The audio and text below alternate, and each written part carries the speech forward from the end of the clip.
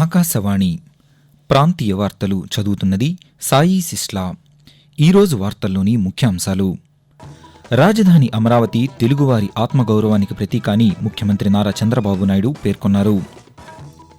మచిలీపట్నం పోర్టును సకాలంలో పూర్తి చేసి అందుబాటులోకి తెస్తామని మౌలిక సదుపాయాలు పెట్టుబడుల శాఖ మంత్రి బీసీ జనార్దన్ రెడ్డి తెలిపారు.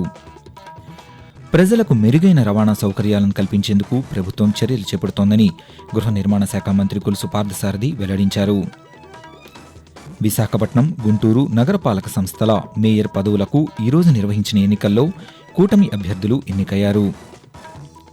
ప్రముఖ సంఘ సంస్కర్త, రచయిత కాళ్లకూరి నారాయణరావు జయంతి ఈరోజు. వార్తల వివరాలు. అమరావతి రాజధాని పనుల పునఃప్రారంభానికి మే 2వ తేదీన రాష్ట్రానికి వస్తున్న ప్రధానమంత్రి నరేంద్ర మోదీ పర్యటనను విజయవంతం చేయాలని ముఖ్యమంత్రి నారా చంద్రబాబు నాయుడు పిలుపునిచ్చారు.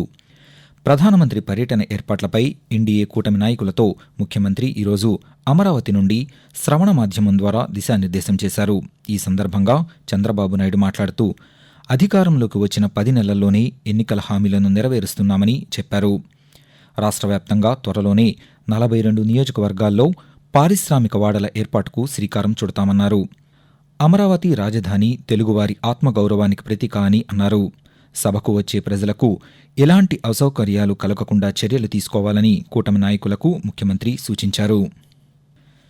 మచిలీపట్నం పోర్టును సకాలంలో పూర్తి చేసి అందుబాటులోకి తెస్తామని మౌలిక సదుపాయాలు పెట్టుబడుల శాఖ మంత్రి బీసీ జనార్దన్ రెడ్డి తెలిపారు. కృష్ణా జిల్లా మచిలీపట్నంలో పోర్టు నిర్మాణ పనులను మంత్రి కొల్లు రవీంద్రతో కలిసి ఆయన ఈరోజు పరిశీలించారు. అభివృద్ధి పనుల పురోగతిపై అధికారులను అడిగి తెలుసుకున్నారు.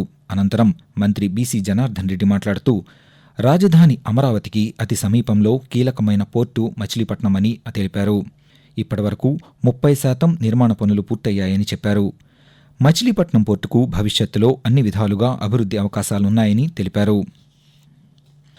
రాష్ట్ర ప్రభుత్వం ప్రజలకు మెరుగైన రవాణా సౌకర్యాలను కల్పించేందుకు చర్యలు చేపడుతోందని గృహ నిర్మాణ శాఖ మంత్రి కొలుసు పార్థసారథి తెలిపారు. ఏలూరు జిల్లా నూజివీడులో నూతన బస్సులను మంత్రి నిన్న ప్రారంభించారు. అనంతరం ఆయన మాట్లాడుతూ నూజివీడు ప్రజలకు బస్సు ప్రయాణాన్ని సులభతరం చేసేందుకు 19 కొత్త బస్సులను అందుబాటులోకి తెస్తామని పేర్కొన్నారు. అలాగే విజయవాడకు నాన్ స్టాప్ బస్ సర్వీసులు ఏర్పాటు చేసేందుకు ప్రణాళికలు రూపొందిస్తున్నామని మంత్రి వివరించారు. రాష్ట్ర రాజధాని అమరావతిలోని ఒక ప్రైవేటు విశ్వవిద్యాలయంలో పలు అభివృద్ధి పనులను రాష్ట్ర ముఖ్యమంత్రి నారా చంద్రబాబు నాయుడు ఈరోజు ప్రారంభించారు. అలాగే అంకుర సంస్థల స్టార్టప్ వీలాంచ్ ప్యాడ్ 2025ను ప్రారంభించి స్టార్టప్ కంపెనీల ప్రతినిధులతో సమావేశమయ్యారు. విశాఖపట్నం, గుంటూరు నగరపాలక సంస్థల మేయర్ పదవులకు ఈరోజు నిర్వహించిన ఎన్నికల్లో కూటమి అభ్యర్థులు విజయం సాధించారు. విశాఖ మహానగరపాలక మేయర్గా పీలా శ్రీనివాసరావు ఎన్నికయ్యారు. విశాఖపట్నం జిల్లా సంయుక్త కలెక్టర్ మయూర్ అశోక్ అధ్యక్షతన ఈ ఉదయం నిర్వహించిన జీవీఎంసీ పాలకవర్గ సమావేశంలో మేయర్గా కూటమి అభ్యర్థి టీడీపీ కార్పొరేటర్ పీలా శ్రీనివాసరావు ఎన్నికైనట్లు సంయుక్త కలెక్టర్ ఆయనకు ధ్రువపత్రం అందజేశారు. అలాగే గుంటూరు నగరపాలక సంస్థలో నిర్వహించిన ప్రత్యేక సమావేశంలో మేయర్గా కూటమి అభ్యర్థి కోవెలమూడి రవీంద్ర ఎన్నికయ్యారు. వీటితో పాటు రాష్ట్ర వ్యాప్తంగా మరో 5 పురపాలక సంఘాలలో మొత్తం 9 పదవులకు ఎన్నికలు జరుగుతున్నాయి. కుప్పం, తుని, పాలకొండలో మున్సిపల్ చైర్పర్సన్ పదవులకు, మాచర్ల, తాడిపత్రి, తునిలో వైస్ చైర్పర్సన్ పదవులకు ఎన్నికలు జరుగుతున్నాయి. జమ్మూ కాశ్మీర్లోని పెహల్గాం ఉగ్రవాదుల దాడిలో ప్రాణాలు కోల్పోయిన శ్రీ పొట్టి శ్రీరాములు నెల్లూరు జిల్లా కావలివాసి మధుసూదన్ రావు కుటుంబానికి రాష్ట్ర ప్రభుత్వం 10 లక్షల రూపాయల ఆర్థిక సాయాన్ని అందజేసింది. ఈ మేరకు నెల్లూరు పార్లమెంటు సభ్యులు వేమిరెడ్డి ప్రభాకర్ రెడ్డి చెక్కును సంబంధిత కుటుంబ సభ్యులకు అందజేశారు. అనంతరం ఆయన పాత్రికేయులతో మాట్లాడుతూ వాళ్ళ తల్లిదండ్రుల్ని, భార్య పిల్లకాయల్ని అందరిని కూడా డీటెయిల్డ్గా మాట్లాడి వాళ్ళ సమస్యలు ఏంది, ముందు రోజుల్లో ఎట్లా ముందుకు పోవాలా అనేది వాళ్ళ బాధలు. ముఖ్యమంత్రి గారు స్టేట్ గవర్నమెంట్ తరఫున 10 లక్షలు చెక్ కూడా అందజేశాము. సెంట్రల్ గవర్నమెంట్ నుంచి కూడా మనం చేయగలిగింది చేస్తామని కూడా మాట చెప్పి వచ్చాము. ఖచ్చితంగా కూడా ప్రయత్నం చేస్తాం. ఆకాశవాణి ప్రాంతీయ వార్తలు వింటున్నారు.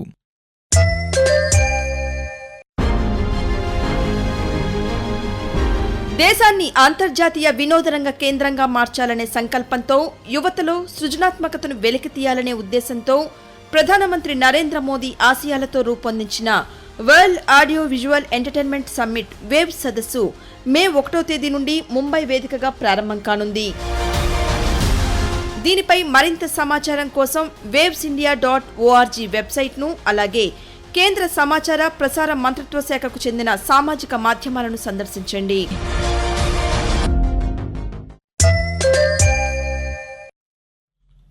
జాతీయ డ్యాం భద్రతా సంస్థ NDSA చైర్మన్ అనిల్ జైన్ నేతృత్వంలో శ్రీశైలం ప్రాజెక్టు భద్రతపై విజయవాడలో ఈరోజు కేంద్ర జల సంఘం, కేంద్ర ప్రభుత్వానికి చెందిన central soil and material research station CSMRS నిపుణుల బృందం, రాష్ట్ర జలవనరుల శాఖ అధికారులతో సమావేశం నిర్వహిస్తోంది.